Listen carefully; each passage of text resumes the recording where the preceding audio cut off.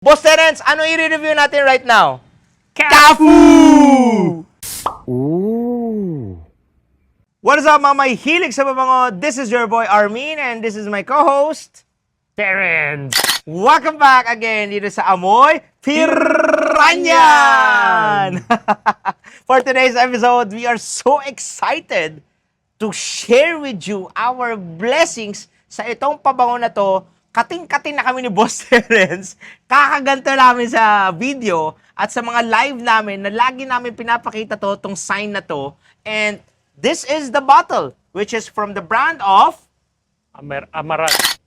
Yun, this is... The name of this fragrance is Kafu. Kafu. Guys, alam nyo, matagal naming pinag-isipan kung i-review namin to or hindi. Aminin namin, parang there was a time we wanted to gatekeep it. Yeah.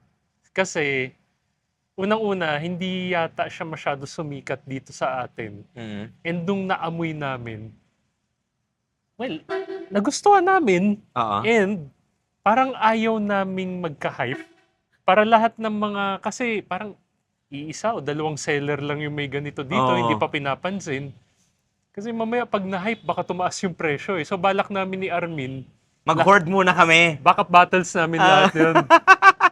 So anyway, nataon, we're lucky today that Armin owns the OG bottle so Yeah. that we can compare it side by side. Yes. So for those who don't know, Armin, ano bang kinokopya ng Kafu? Okay, ang kinokopya kasi ng Kafu na to, this is from the brand of Chanel. This is Allure Homme Edition Blanche or AKA, they call it Kahib. Ayan. Kahib. Akala ko nga yung kahib dati, akala ko parang boxer ba yan? Pinagkukwento nila sa comment section. Sino ba si Kahib? Sino ba si Cassie? Sino ba si Kahib? Akala ko parang character or tao. Yung pala hindi. Ito pala yun, yung parang in a shortcut way. Abbreviation, yeah. Oo, abbreviation. So for today's episode, we're going to review it. Let's do a in-depth review of this perfume. Okay, Boss Terence, ikaw muna tatanungin ko. Spray na natin to, Boss Terence. Sige. Para first impression, para mapakita natin sa audience. One spray of Kahib and one spray of Kafu. Side by side. And ako din. Dito sa left side ko, si Kafu. Dito naman si Allure Homme Edition Blanche. Napapangiti na ako.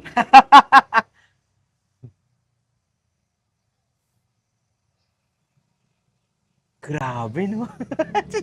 I can't hold back it. Oo. Mas maasim ito. Mas maasim, correct. Mas ma-lemon siya. Yes. Ito parang lemon merang pie kaagad eh. In Yes. your face eh. Yes, yes. Very creamy, no? Very creamy. Pero hindi yung creamy na parang malagkit. Mm. Guys, for those who know, yung merang pie, ano siya eh, parang hindi siya yung parang icing eh. Parang winip siya na parang egg white. So parang very airy siya, very light. Yes. So yung sweetness niya is parang kinikiliti ka lang. Oo. Ganun yun. But ito yung sweetness niya dito sa Kafu kasi. Dito kasi very creamy. Parang tama si Boss Terence doon. Parang dinurog yung lemon, no? Piniga yung lemon, nilagay doon sa parang whipped cream, hinalo ng hinalo hanggang naging airiness. Ito naman, straight up, mas quality blended. Mas maganda yung pagka-well blended ng creaminess niya. Hindi kasing katulad nito, it's more on parang sobrang light lang siya na creaminess. But this one is parang ma-enjoy mo talaga yung creamy merang pie niya. I'm not sure if tongka bean or vanilla yung naaamoy ko. I think it's the tonka bean. Pero Tonka bean mas loaded sila. straightforward yung tongka bean nito eh. Oo. Very, very loaded. Hindi ko alam kung nakukuha mo din dito yung alam mo yung parang meringue. Di ba meringue siya? Yes. Nilagay mo na dun sa on top of the cake or let's say on the top of the pastry or let's say on the top of the drink. Yung parang konting ibe-burnt mo din siya konti. Yes. Parang sinusunog mo Oo. konti. Tama. Tapos sumisingaw na yung sunog doon. Just slight sunog lang. Tss.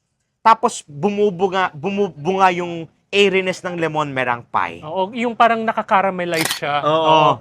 Kasi may parang burnt Plasticky? Oo, ako Burnt naaamoy plasticky. eh. Which is present pait, din dito. konting pait. Oo. Present din dito. Pero hindi siya ganun parang burnt plasticky in a way. But not in a bad way. In a bad It way. actually complements. Actually, it's realistic eh. Amoy parang caramelized icing eh. Oh, Yung ang sarap sinunod nga. Oh, yun, talaga. icing. Correct. Di ba? Icing.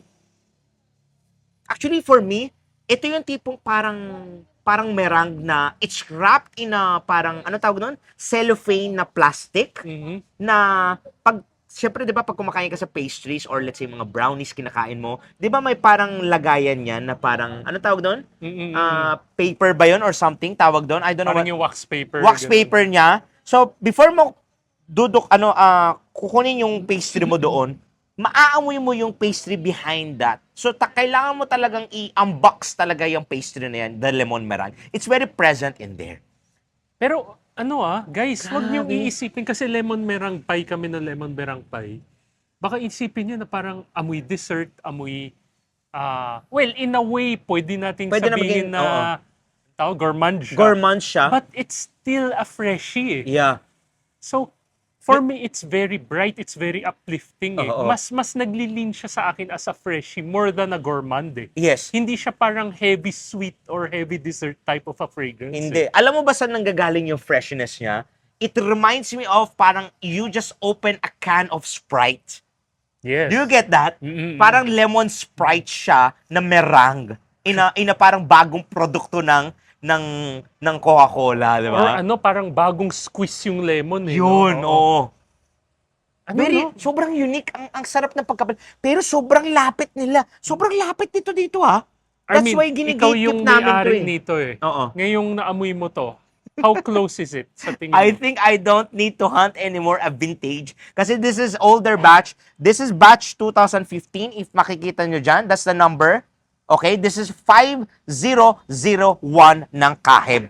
I think I don't need to hunt. I will just go with buy this one and enjoy the scent profile of Allure Homme Edition Blanche. Actually, Grabe. for those who don't know, correct me if I'm wrong, I think this is already discontinued. Discontinued So- na siya, wala na siya. So, mahihirapan rin talaga kayo maghanap nito. Oo.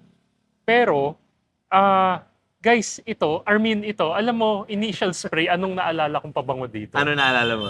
Binenta nyo to once sa Frag PH eh. Oo. Alam mo yung Arch Extrait? May pagka-arch extreme, may pagka-soapiness din konti, no? Yes. But Arch Extrait, to me, mas amoy Middle Eastern siya eh. Oo, kasi nandun yung yung udi, Oo. very Arabic way yung Saka pabango niya. parang mas makapal yung Arch eh. Oo. Ito very transparent pa rin eh. For me, it doesn't smell like a parang Middle East. It smells like a very high-end niche na siya yung datingan niya. Guys, For me, I can't believe, I can't expect from these brands that they releasing this such a quality perfume. hindi, not exaggerating Yeah. This smells very expensive. Sobra. This smells like a designer fragrance. Sobra. For its price, sobrang value for money. I mean, hindi ganun karami ang notes niya. Straightforward. Lemon, vanilla. Vanilla.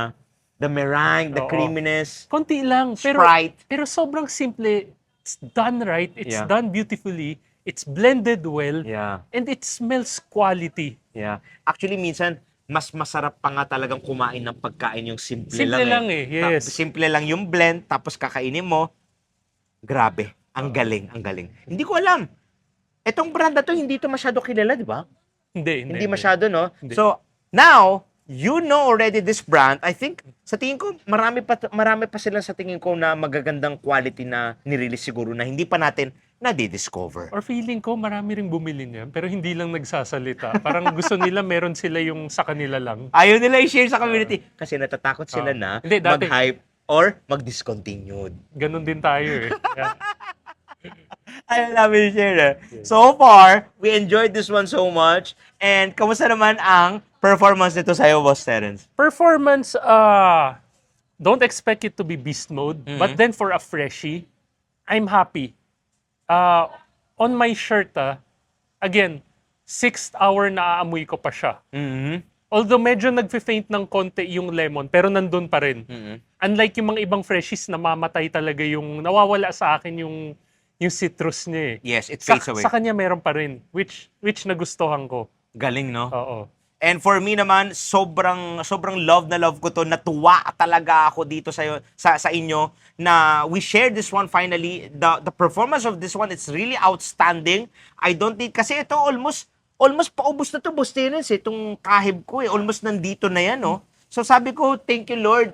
Finally, nakahanap na ako ng magandang dupe na to. And I'm really happy with it. Projection, it's saktong lakas lang. Longevity, it has a very outstanding longevity. Si Yarj, may nag-iiwan naman din siya ng amoy. If you overspray it, I think I suggest don't overspray na lang ito kasi it can be overpowering. May question ako sa'yo ngayon. Yes, sure. Okay, kasi you own this. Eh. Oo. First question ko sa'yo. Magkano to?